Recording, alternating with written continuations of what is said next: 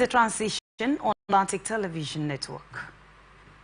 Coalition of civil society organizations in Rivers State is urging the Economic and Financial Crimes Commission, Independent Corrupt Practice and Other Related Offences Commission to investigate corruption allegation against the chairman of the Federal Character Commission, Nueba Dankaka.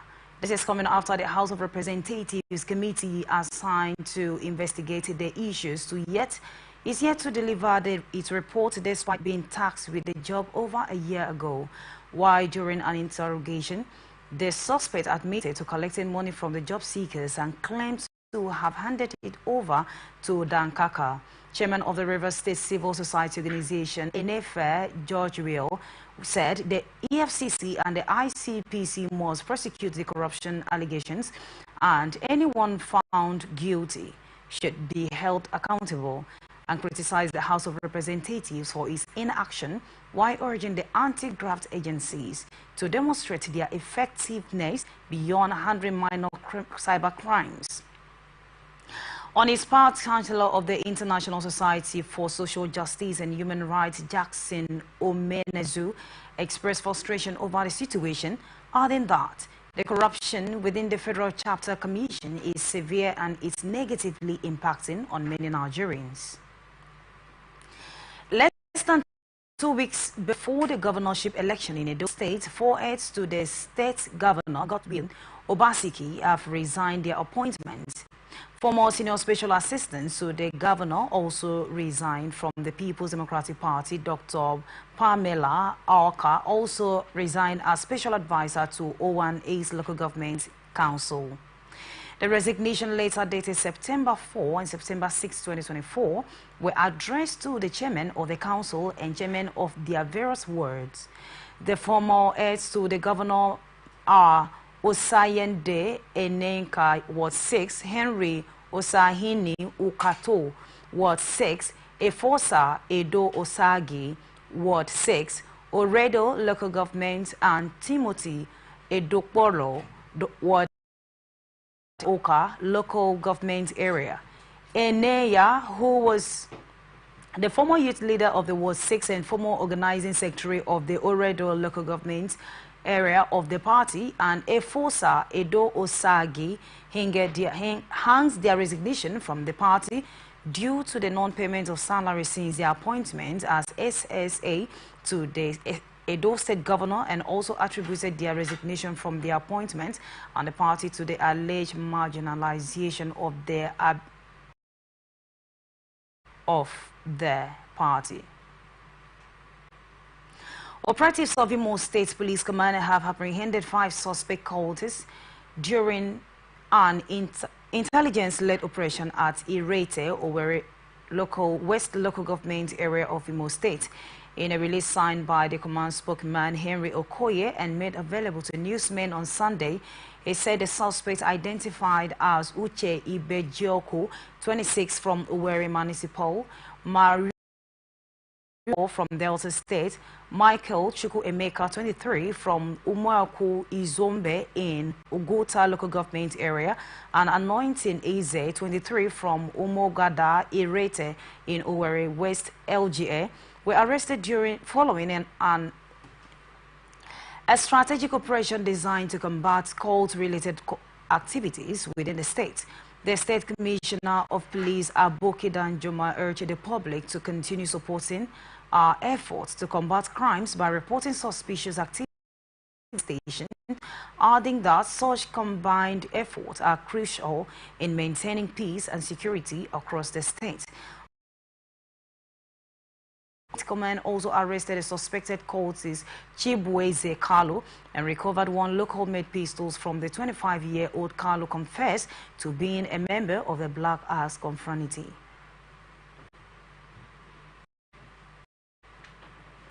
Analysts said zoning of political office is not constitutional. Speaking, a political analyst, Churchill, while said the political practices of making public offices a merry-go-round is one of the challenges confronting leadership and political delivery in the country.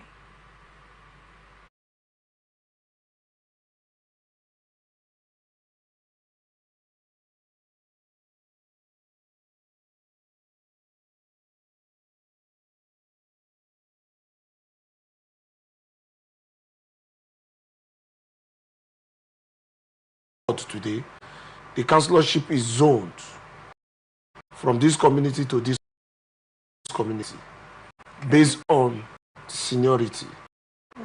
And by the grace of God, when it gets to that community, if you are 20 that want to contest, they will call all of you and screen you, and whomever that emerges as a candidate should go. So, but see the issue of in Imo State to be issue that has to be treated now is in the public domain, but it's supposed to have been treated by the Constitution. While he blamed the inability of constituency leaders to initially resolve the issues. If the South was in charge of the chairmanship before this time, that means it doesn't have to count. It has to go to the north. Go to the north. Whether the person in the state house is from the north. It's inconsequential. All right. So they should allow the system play itself. They shouldn't bring in sentiment that would.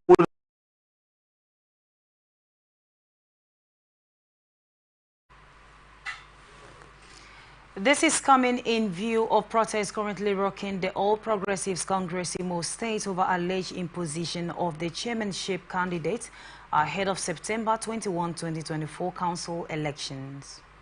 Mother of 3 children and 1 other persons have been killed in flood disaster that occurred at Ogwe Mkpeme layout at Chala Ogo community in the Mkpoluemal North local government area of Anambra State. The victims were asleep when the flood burst into their apartment, swept them, and later found it in another location. Vice President of Ogwe Chala Landlords Association, Ifeanyi Okwota, said the damage is regrettable and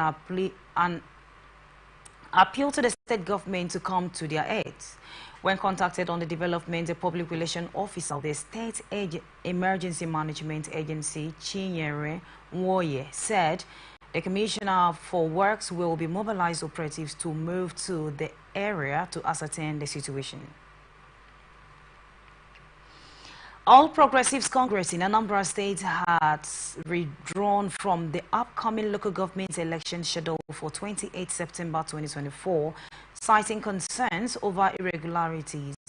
The party discloses after it has decided to take legal action challenging the election process in court, stressing that the decision followed alleged violations of due process, which undermines the credibility of the polls.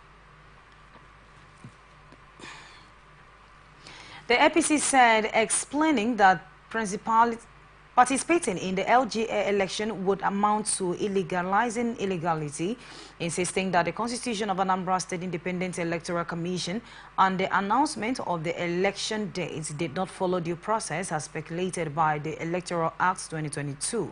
A motion to boycott the election was moved by APC stakeholders including Danatus Enechota and seconded by Ikenwata Obadike during the party stakeholders meeting held at the state headquarters in Akwa, while the state chairman of the APC, Chief Basil Ejidike, said the APC under his leadership would not participate in the election because ANSIEC and the state governor, Professor Chukuma Soludo, were not prepared to conduct the exercise in a free, fair and credible manner.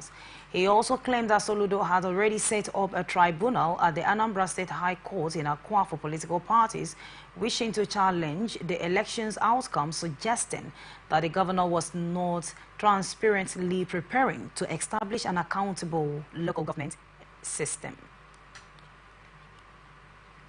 Oyo State Fire Service has confirmed the fire incidents that occurred along Ibadan-Ife Expressway when a petroleum-laden tanker caught fire on Saturday at Iyana Ajia in Egbeda local government area of Ibadan. General Manager of the State Fire Service, Yemi Akiyinka, while confirming the incident, said some people sustained minor injuries when fire ranged the pump of the truck, displacing several families and causing significant damage to the property. Preliminary investigations suggest that the fire was caused by some residents trying to use the leakage opportunities for their use. Some Ogun State government has shut down 3 industries for environmental infractions and 2 unregistered companies for operating illegally in the Ogere axis of the Lagos-Ibadan Expressway. The companies are Nimic Paper Limited and Long X-Tang Aluminium, both at the Sagamu axis of Lagos-Ibadan Expressway, and New Shidai Manufacturing Limited, Mowe in a Obafemi Owode local government area of the state. Chairman of the Ogun Task Force on Environmental Compliance and Enforcement, Farouk Akintunde, who led the enforcement team during the week, said they were shut down after the Environmental Protection Agency received complaints from the surrounding communities about their constant release of untreated wastewater into the environment.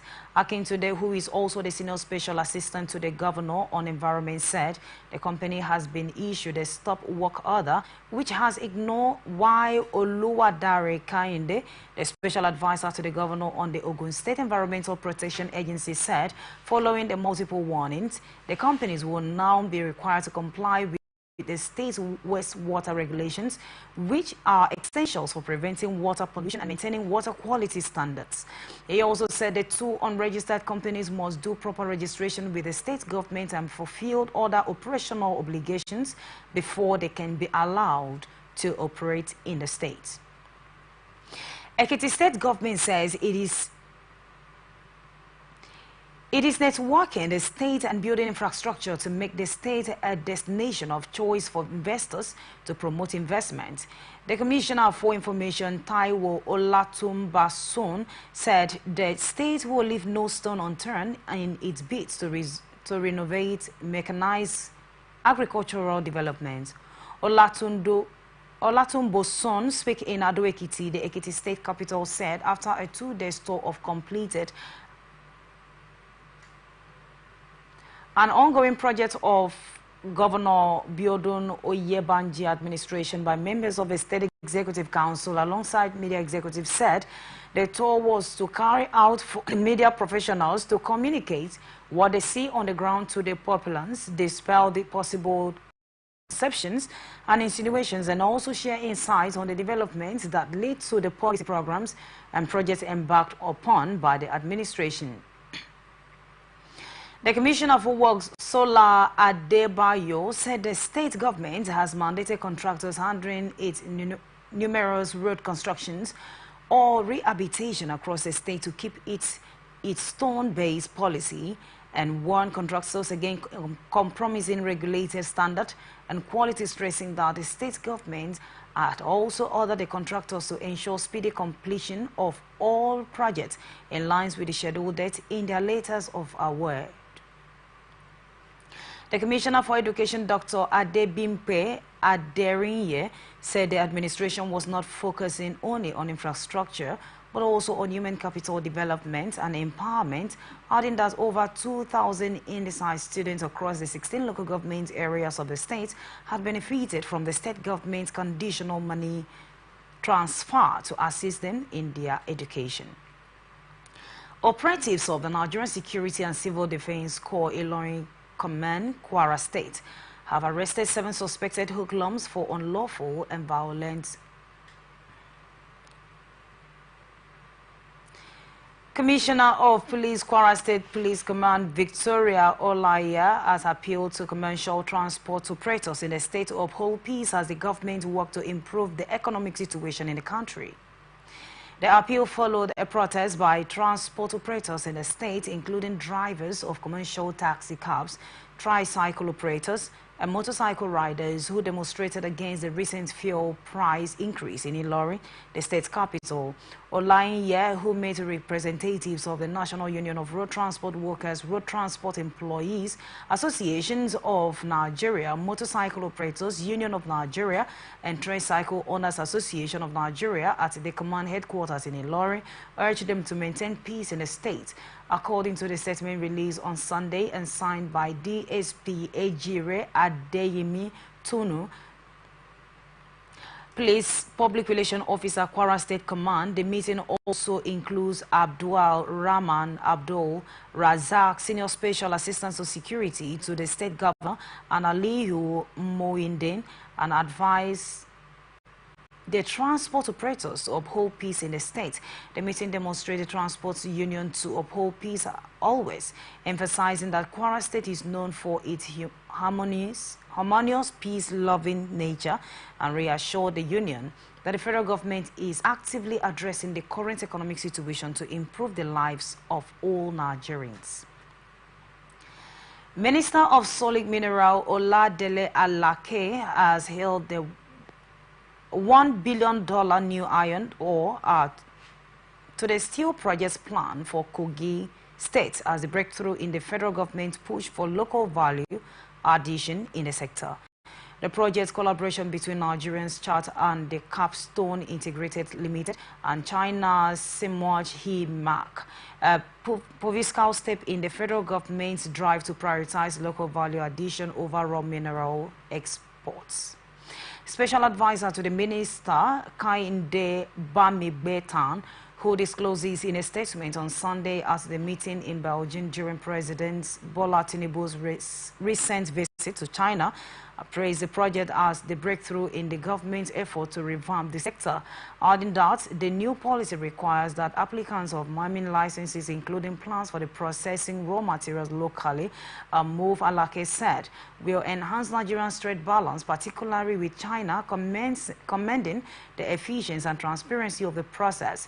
He explained that the project aimed to integrate iron ore mining directly with steel manufacturing, ultimately supporting Nigeria's industrialization needs, and also highlighted the need for the tax waivers and holidays during the project's earlier stage to help navigate economic frustration and meet targets.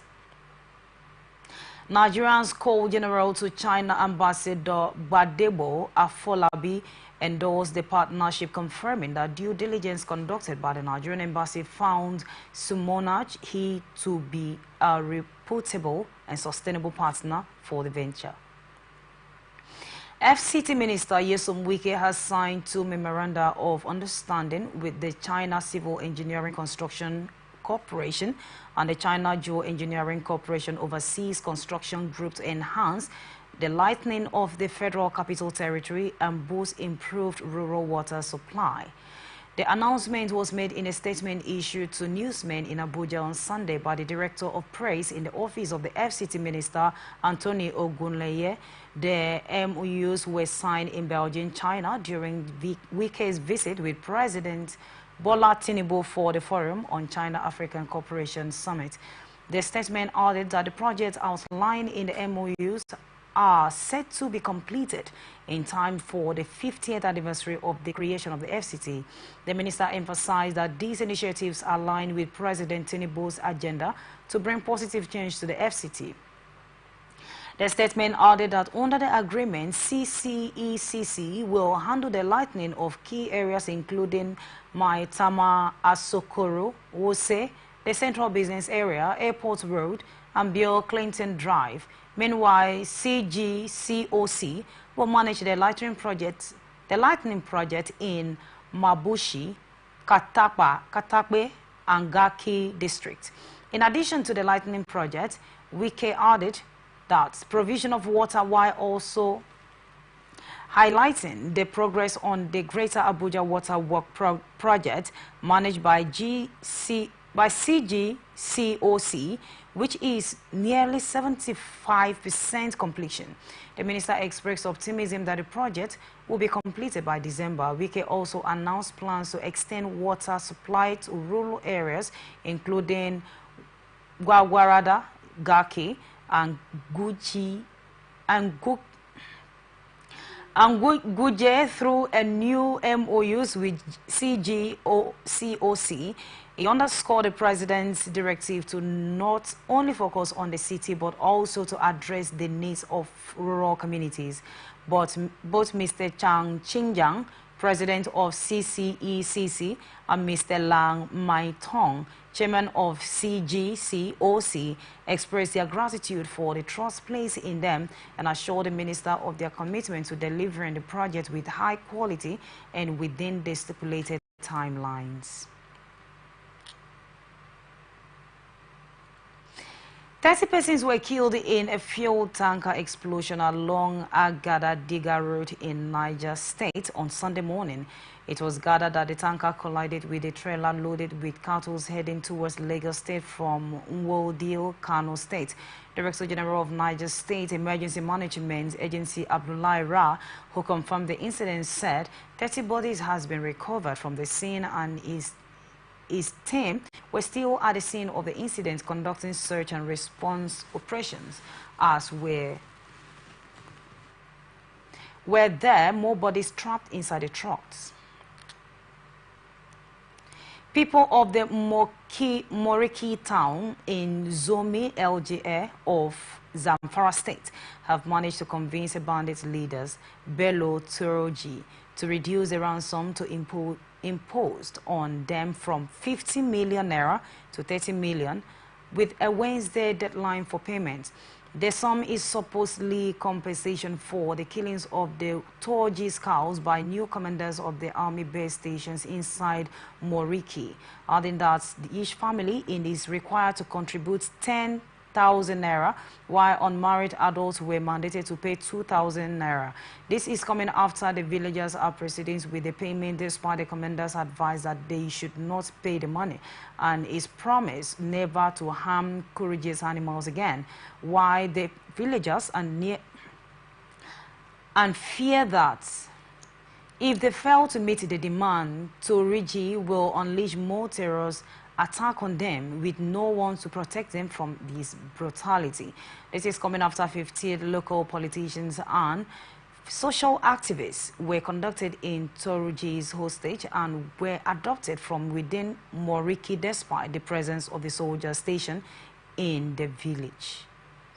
Benue State Universal Basic Education Board has taken its enrollment drive campaign to Benue Zone A, held at Vandikeya LGA, following the successful launch in the Makodi for Zone B and in Otokpo for Zone C.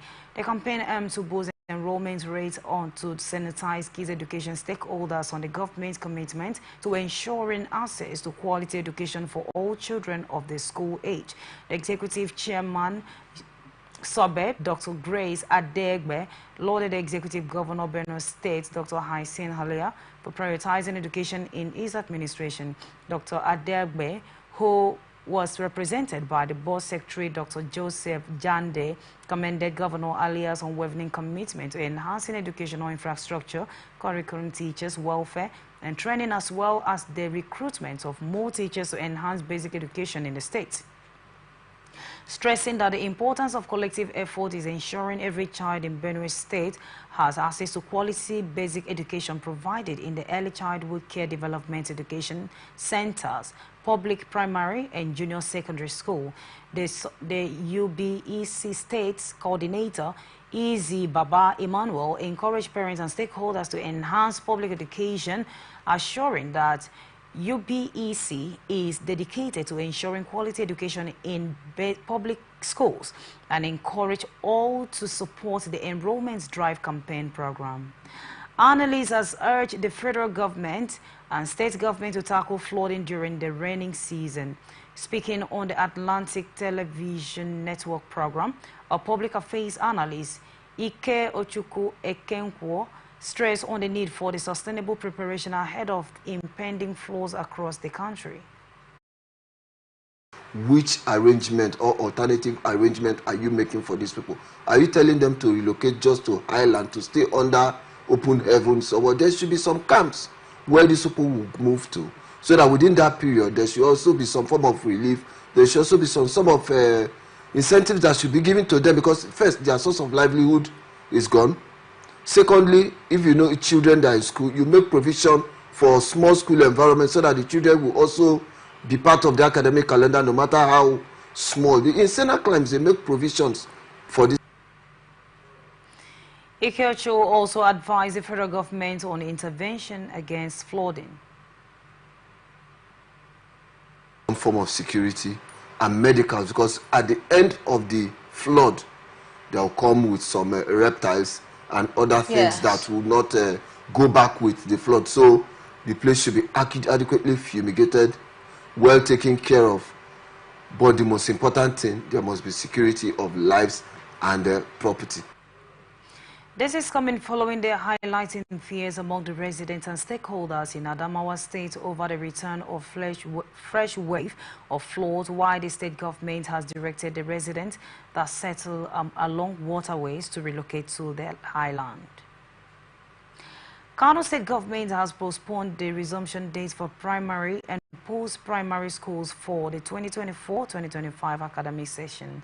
This is coming after the government has earlier said schools were to resume on September 9, 2024. A statement released by the Director of Public Enlightenment of the Ministry of Education, Balarabe Ikiru, quoted the Commissioner of Education, Umar Dogua, explaining that the decision to postpone the resumption date was due to some urgent reasons, adding that a new date for resumption will soon be announced by the ministry. The statement also appealed to both students and parents and guardians to bear with any inconveniences and postponement might have caused them. Former presidential candidate of the Labour Party, Peter Obi, says the relentless killing, maiming and displacement of the innocent Nigerians are a clear indication that the nation's currently security architecture is failing. Obi urged the Nigerian government to acknowledge the reality and tackle both steps by declaring war on insecurity before it consumes the country completely. The statement comes on the heel of the horrific killing of several people in Mafia village in Tamowa local government area of Yobe State. Obi is in a post on his X handle said the heinous act of violence is a stark reminder of gravity of the nation's security situation. Baraza accident happened at the premises of the Duse Divisional Police Headquarters, Jigawa State, when a 32-year-old man identified as Bashir Homa lured an 8-year-old girl into a restroom where he tortured and sexually assaulted her.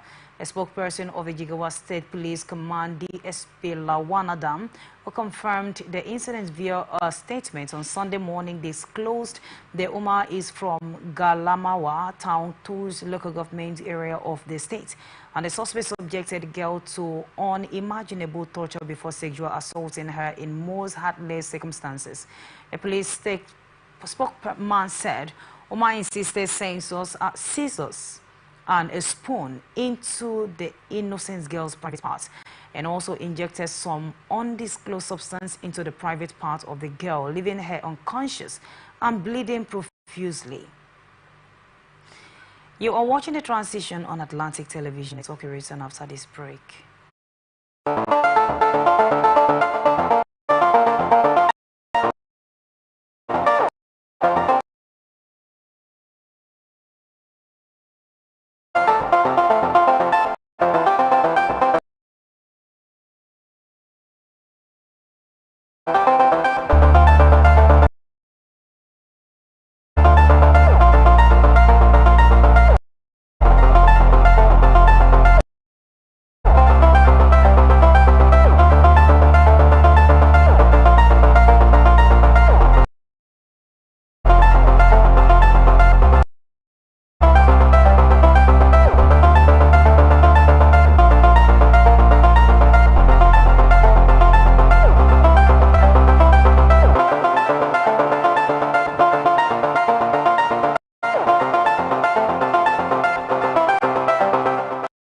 From the line across the ocean to the land beyond the mountains, through the Sahara, we bring on-spot news, live analysis, expert discussions on trending stories in politics, business, socio-economy, sports, and documentaries. So catch all the updates on the happenings around the globe. Stay focused on the fact today, only on ATN.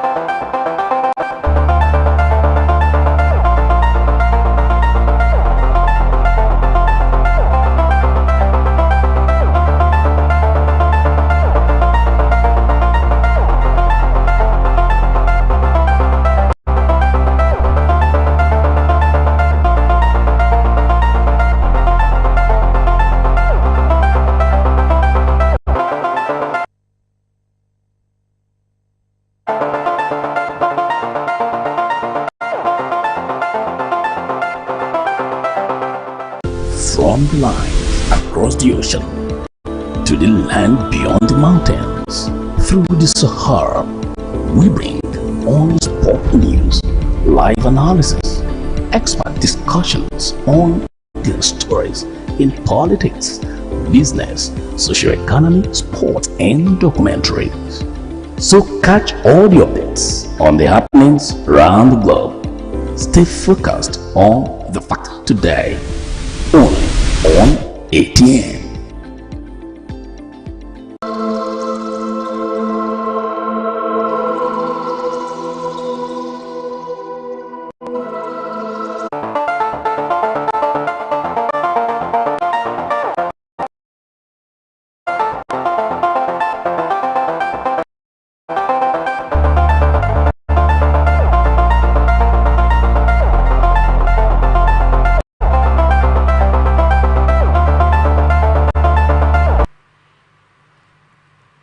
Welcome back. This is Transition on Atlantic Television Network, and now the rest of our stories. House of Representatives Committee on Constitution Review will, in the last 2 weeks of September 2024, consider draft bill from memoranda submitted to it for amendment and as alteration to the 1999 Constitution. This is coming after the Deputy Speaker and Chairman of the House Constitution Review Committee, Benjamin Carlo, has disclosed that the panel has received a total of 305 memoranda and 112 bills seeking amendments to the Constitution on key governance issues of governance, including fiscal federalism, local government autonomy, power devaluations, and mayoral status for the Federal Capital Territory, among others, and no date has been fixed for the exercise. A member of the committee said the September meeting is a precursor to the adoption of the first constitutional draft proposal, and Chris Uche, a senior lawyer, and Professor Yusuf will handle human rights and special matters respectively, and urge Nigerians to be patient, stressing that the constitutional amendment issue will take more than emotions to realize. Nigerian Police Force has said the 4-year tenure of Inspector General of Police was not a recent development. Meanwhile, reacting to the report concerning the tenure of the Inspector General of Police IGP Kayode Adeolu Ebetokun, the force PRO SCP Oluwayinwa Adeojobi, in a statement, said the 4-year tenure of the IGP was in line with the extant legal provision of the law. He said the IGP does not need to lobby for extension of tenure, as he had been issued with a letter of confirming his full 4 years tenure as IGP. It said there was no basis for the misleading reports being circulated on the social media and in the news, as letter conveying the appointment of the IGP date, the 3rd November 2023, clearly stated that the President approved a 4-year tenure for the IGP in accordance with the provision of Section 115A and Section 28C of the 3rd Schedule of the Constitution of the Federal Republic of Nigeria 1999 as amended. It has therefore called on the public to disregard the unfounded report and to trust the tenure of the IGP is in full compliance with the law governing the Nigerian Police Force.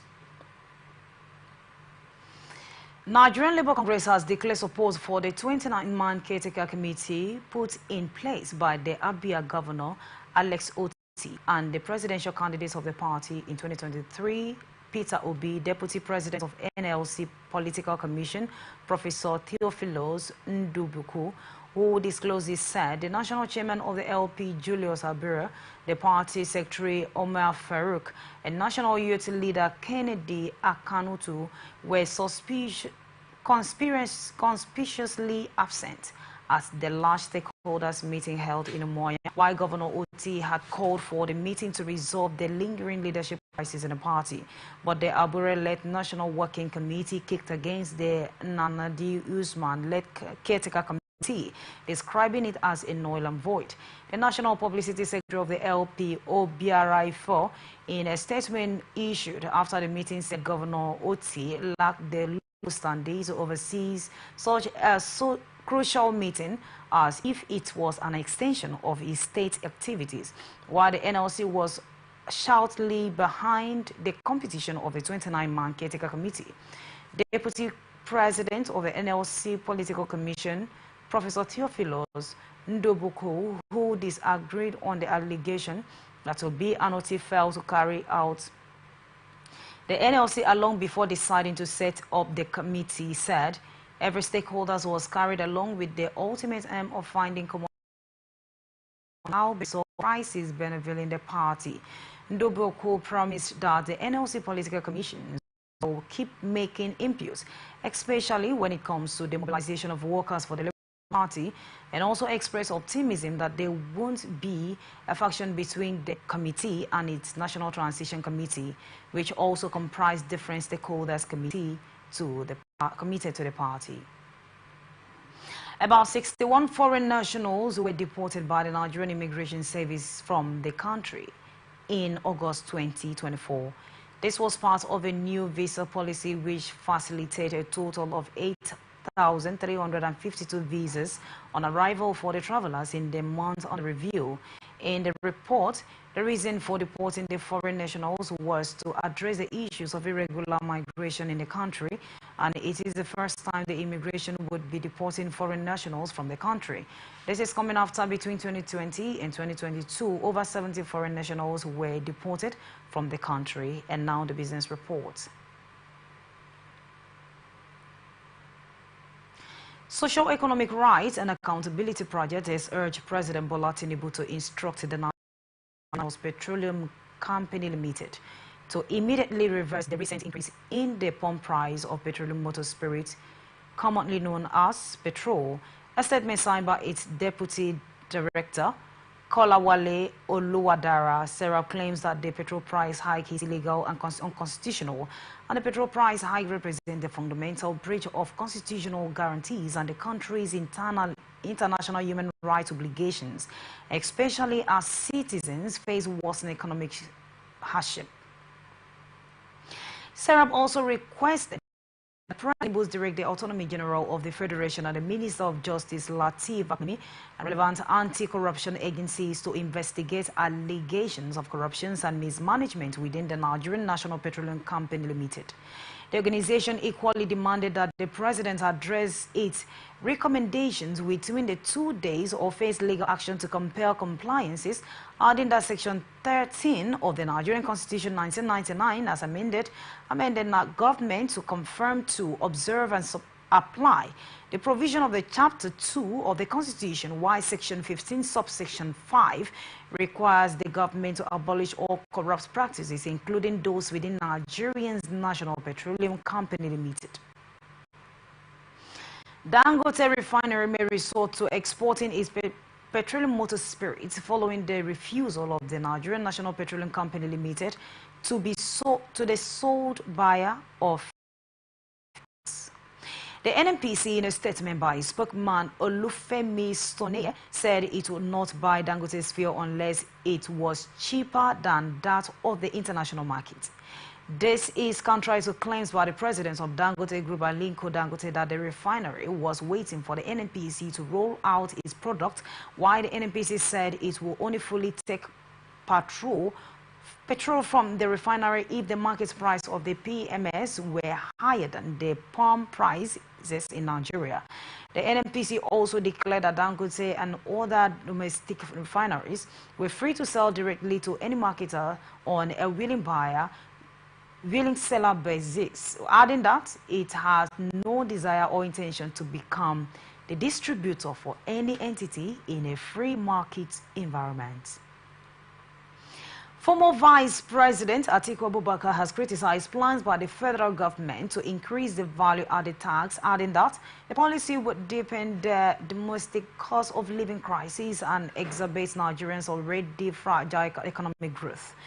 The state is ex-handle Atiku said the move could become a blaze inferno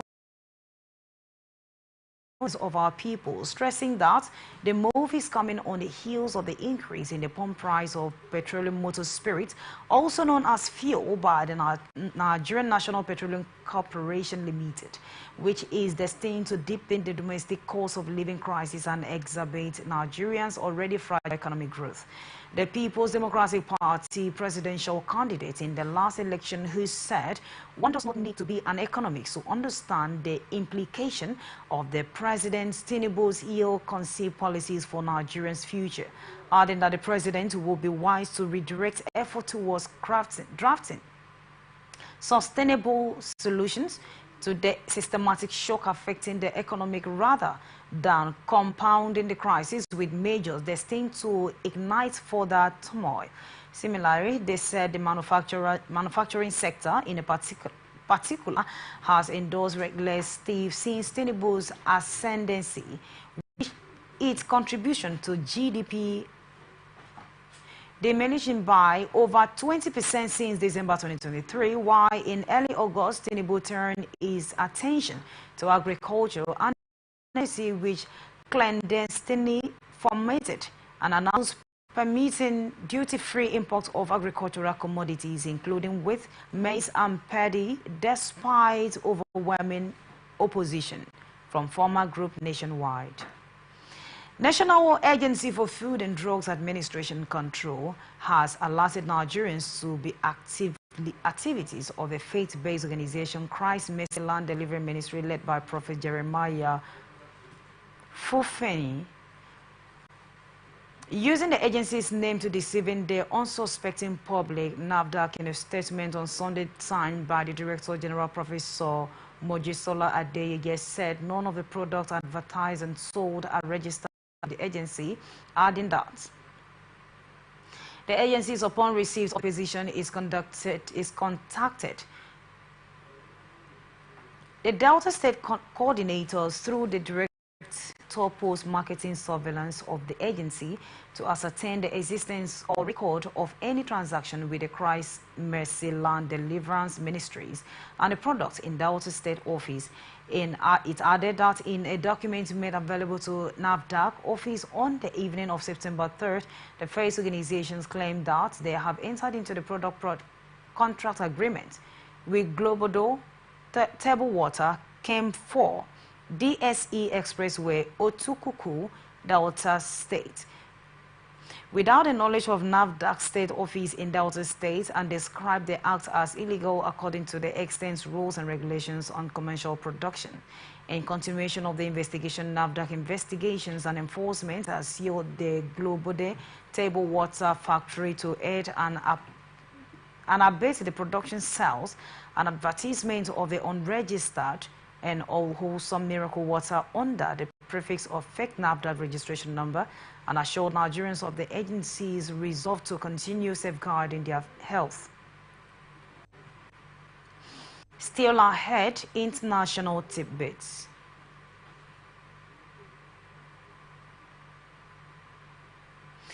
Three Israeli men have been shot dead at the border points between Jordan and the occupied West Bank. The Israel Defense Force said a gunman approached the Alembai Bridge crossing from the Jordanian side in a truck, then got out and opened fire while security personnel eliminated the gunman, and IDF checked the truck over for signs of explosive. Jordan says it is investigating the incident, which happened in an Israel-controlled area where Jordanian vehicles are loading goods entering the West Bank, while the border point has now been closed from both sides. An Israel official said those killed had been security guards who were not part of the army or police, while video footage shows the attackers walking to the terminal and firing his weapons. There are three before he was shot dead. The Jordanian border official said at least 24 Jordanian truck drivers in the offloading area had been detained by the Israel's military for interrogations, and all of the Israel's land crossing with Jordan have been closed after the incident. Sudan's military-led government has rejected a call by the UN fact-finding mission for the deployment of an international force to protect civilians from the country's ongoing civil war. UN mission says Sudan's warning parties has committed harrowing human rights violations against civilians, and thousands of people have been killed and nearly 8 million displaced since conflicts broke out in April 2023 between the army and the paramilitary Rat support forces, and that the two had jointly staged a coup but then fell out, plunging Sudan into civil war. The fact-finding mission also called for an armed embargo to be imposed on both sides involved in the conflict, and it's reported its finding after obtaining first-hand testimony from 182 survivors, family members, and eyewitnesses. The United Emirates is accused of supporting the Arab support forces with money and guns, which it's denying, while Sudan Abiy is said to have close ties with the Sudanese government. Sudan's foreign ministry said the government rejected the recommendation of the fact-finding mission in their entire entity and described the UN Human Rights Council as a political and illegal body, while the mission's recommendations were flagrant violations of their mandate. 4 members of same families have died in a landslide triggered by super typhoon Yagi after a powerful storm wrapped through Vietnam. State media said the tragedy struck in the mountainous Ho Binh province of the northern Vietnam at around midnight local time, and while the 51-year-old man was able to escape, but his wife, daughter, and 2 grandchildren were buried when the hillside collapsed on their house, and their bodies were recovered later. But authorities are warning about the continued risks of flooding and landslides as the storm moved westwards, and it lifted roof from the buildings and uprooted trees, leading to power outrage in the capital, Hanoi.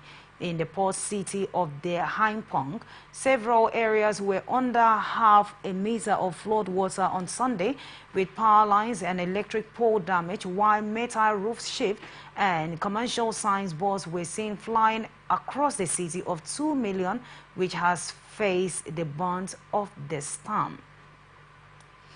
And now to entertainment news.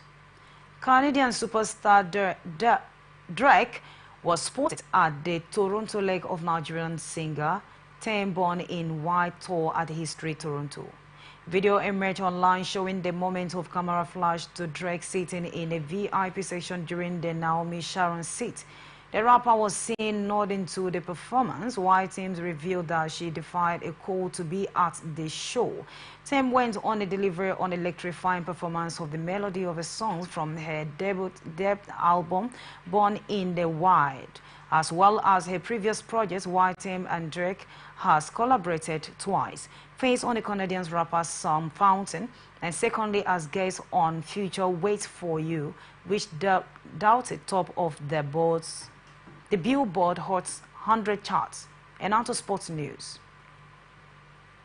Super Eagles of Nigeria have departed for Kigali ahead of Tuesday's 2025 African Cup of Nations qualifying tie against with the Amavubi of Rwanda.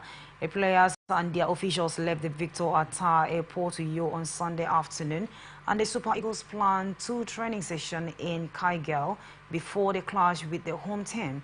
The Face Africans started their campaign with a comfortable 3-0 victory over the Chata of Benin Republic, and 3-time African champions will face the Amavubi at the Amahoro Stadium, Kaougi, on Tuesday. Rwanda held the Mediterranean kind of Libya to a 1-1 draw in Tripoli in their first game. And that's the size of the package. Thanks for joining us. I am Immaculate Irikana. Join us on Facebook and YouTube at Atlantic Television Network, Instagram and TikTok at Atlantic TV Network 1, X Atlantic TV Net. Remember that peace and unity are the pathways to progress.